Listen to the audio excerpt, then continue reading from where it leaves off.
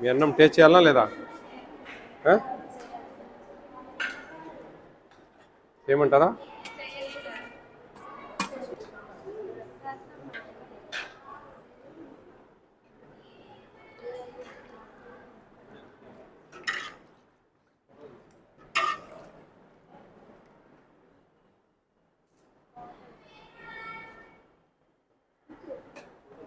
నేను పర్లేదు పర్లేదు.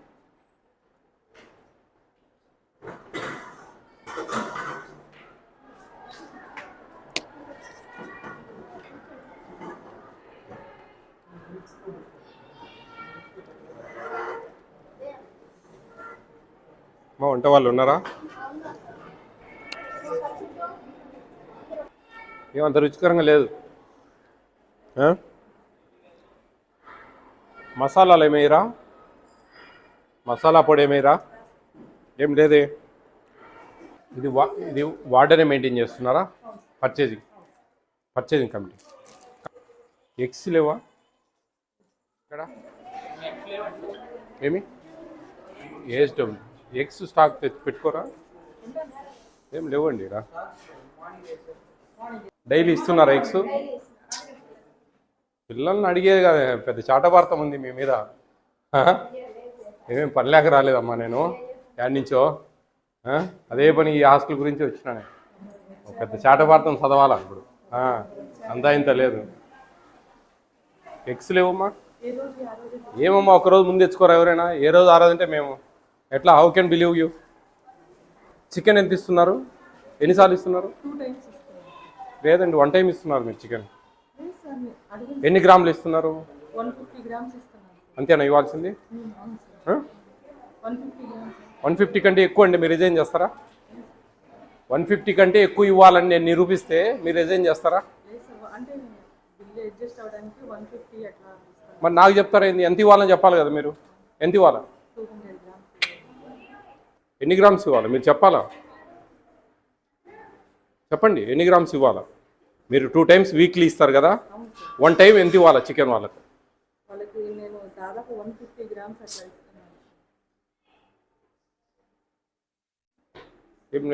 ఏఎస్డబ్ల్యూ గారు లేదా జియో లేదా?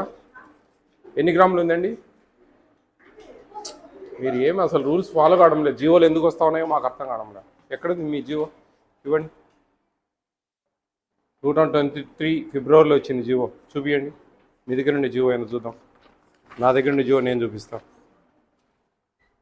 45 గ్రామ్స్, 45 గ్రామ్స్, 50 గ్రామ్స్. ఈ 50 గ్రామ్స్ అనేది పోస్ట్ మెట్రిక్ వాళ్ళకు అండి, పర్ డే. అవును.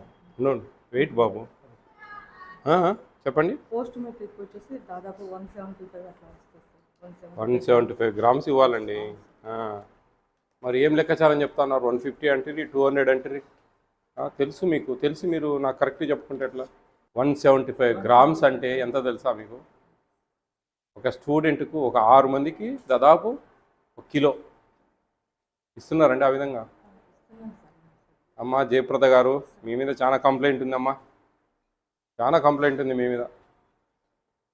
మీకు షోకాజ్ నోటీస్ ఇష్యూ చేపిస్తా. మీరు చికెన్ 1 టైం ఇస్తూ ఉన్నారు, 3-4 పీసెస్ కంటే ఎక్కువ ఇవ్వడం లేదు, పిల్లల్ని బాగా బెదిరిస్తూ ఉన్నారు. బాగున్నాయి కంప్లైంట్లు, కంప్లైంట్లు ఉన్నాయి. మీరు అన్నం ఇక్కడే తినాలా? తినండి, అర్థమవుతుంది. వంకాయ కూర ఎట్టుందో టేస్ట్ మీకు అర్థమవుతుంది. మీరు అన్నం తినండి, ఒకసారి తెలుస్తుంది. ఏదో గడ్డి పెట్టినట్టు పెడతా ఉన్నారు పిల్లలకు. మీరు మెనూ ఫాలో కావడం లేదు. ప్లీజ్. ఎగ్స్ ఇస్తున్నారమ్మా డైలీ? చికెన్ ఎన్నిసార్లు ఇస్తున్నారు? 2 టైమ్స్. ఎన్ని గ్రామ్స్ ఇవ్వాలి తెలుసా మీకు? తెలుసా? ఎందుకు చెప్పారండి వాళ్ళకు? తప్పేముంది? ఎన్ని గ్రామ్స్ వాళ్ళకి చికెన్ ఇచ్చే విషయము ఎందుకు చెప్పరు అంటున్నాను. ఎన్ని పీసెస్ ఇస్తారమ్మా? ఒక 3-4 వస్తాయా? దాదాపు 10 ముక్కలు ఇస్తే కానీ తక్కువే. 175 గ్రాములు అంటే 10 ముక్కలు ఇచ్చినా తక్కువ అవుతుంది. తెలుసా మీకు?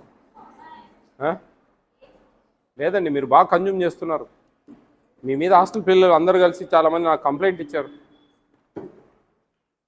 మీరు బాగా బెదిరిస్తూ ఉన్నారు పిల్లలకి అయితే మీరు న్యాయం చేయడం లేదు.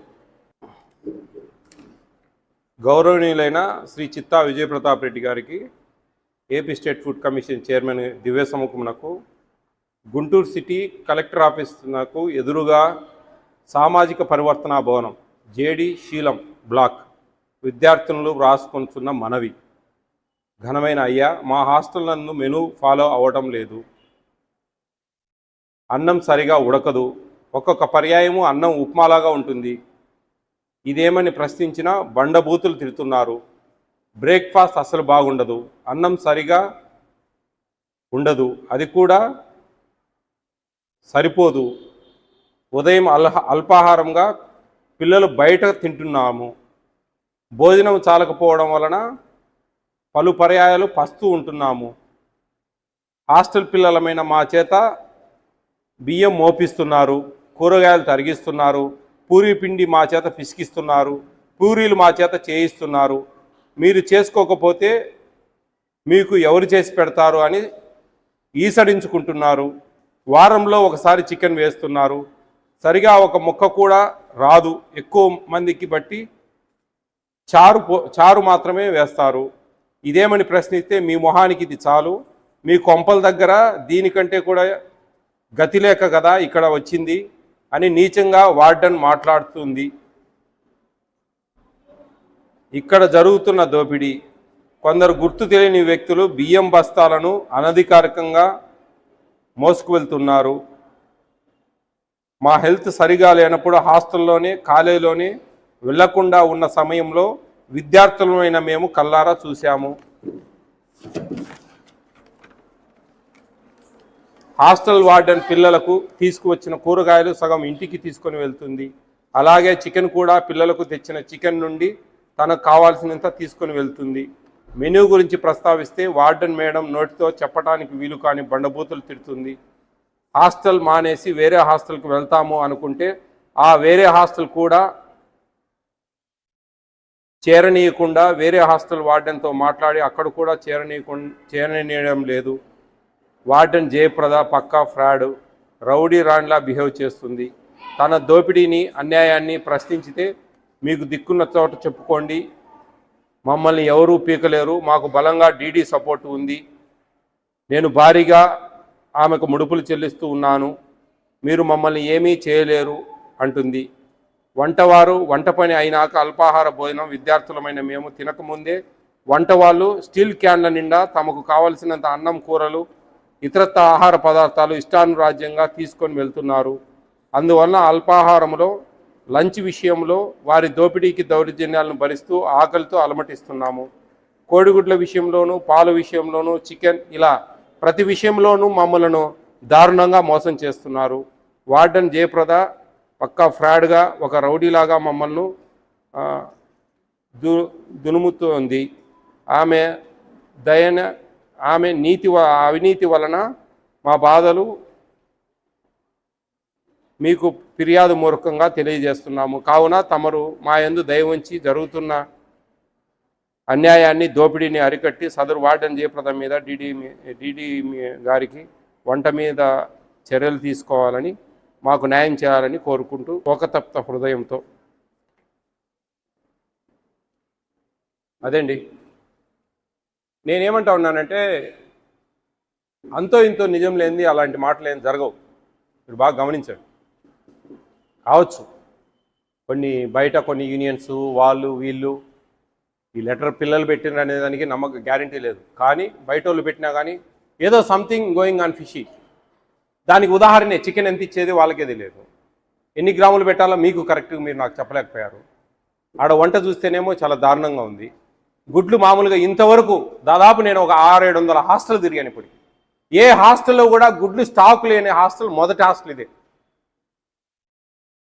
మినిమం 1 వీక్ ఎవరైనా సరే తెచ్చి పెట్టుకుంటారు. మీరు శనివారము ఆదివారము అని చెప్తా ఉన్నారంటే ఇవన్నీ కొంచెం ఈ వాటికి బలం చేకూరుస్తాయి. వంకాయ కూర బాగాలేదండి, నిజం చెప్తున్నా. నాకేమి నేను మామూలు కొంచెం బాగున్నా కానీ పర్లేదమ్మా బాగానే ఉంది, బాగా చేసుకోండి అని చెప్పే వ్యవహారం నాది. పోస్ట్ మెట్రిక్ హాస్టల్ ఇది. ఆ పిల్లలకి ఏం తినాలా ఏంది, ఆ మెనూ ప్రకారం వస్తున్నాయా లేదా, ఇవన్నీ కూడా వాళ్ళు క్యాలిక్యులేట్ చేస్తారు. పిల్లలు మీ ముందు కూర్చోబెట్టి ఏమ్మా వస్తున్నాయంటే వస్తున్నాయి సార్, డైలీ ఎగ్ ఇస్తున్నారంటే ఇస్తున్నారు సార్, పాలు ఇస్తున్నారంటే ఇస్తున్నారు సార్, 2 సార్లు చికెన్ పెడుతున్నా అంటే పెడుతున్నారు సార్. ఇదంతా కామన్. 3 క్వింటాలు తక్కువ ఉంది మీ లెక్కాచారం ప్రకారం. 3 క్వింటాలు అంటే 6 బ్యాగులు తక్కువ ఉన్నాయి బియ్యం. చూడండి ఎంత రాశారు, ఎన్ని ఉన్నాయి. రాయకుంటే ఎట్లండి? యాడ్ చేశారంటగా. యాడ్ చేసినట్టు చూడండి. ఎస్డబ్ల్యూ గారు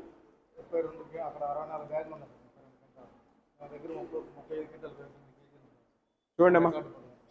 చిన్నపిల్లలకి చెప్పినట్టు మేము మీకు చెప్పడం ఏందండి, ఒక ప్యాకెట్ బయటకు పోయి ఎక్స్పైర్ అయ్యి పిల్లలకి ఏదన్నా జబ్బు పడితే జైలుకు పోతారు. మీరు తెలుసా? జైలుకు పోతారండి. క్రిమినల్ కేసులు బుక్ అవుతాయి. ఏం ఆషామాషిగా లేదు. ఇన్ని కోట్లు పెట్టి ఇన్ని లక్షలు పెట్టి ప్రభుత్వం ఎందుకు ఇస్తా ఉంది వాళ్ళకు? మీరు జాగ్రత్తగా లేనప్పుడు ఎట్లా? ఎస్డబ్ల్యూ గారు మీ విజిట్ ఎప్పుడు చేశారండి? చూడండి దీని పరిస్థితి చెప్పండి. మరి మీరు మంత్లీ 2 టైమ్స్ వస్తున్నారు కదా. దాదాపు 7 బాక్సులు ఉన్నాయి. అవి అయిపోవు రేపటికి, ఎల్లుండికి అవే ఇస్తారు. ఏదైనా అయితే ఏందండి పరిస్థితి? ఇది ఆషామాష కాదు.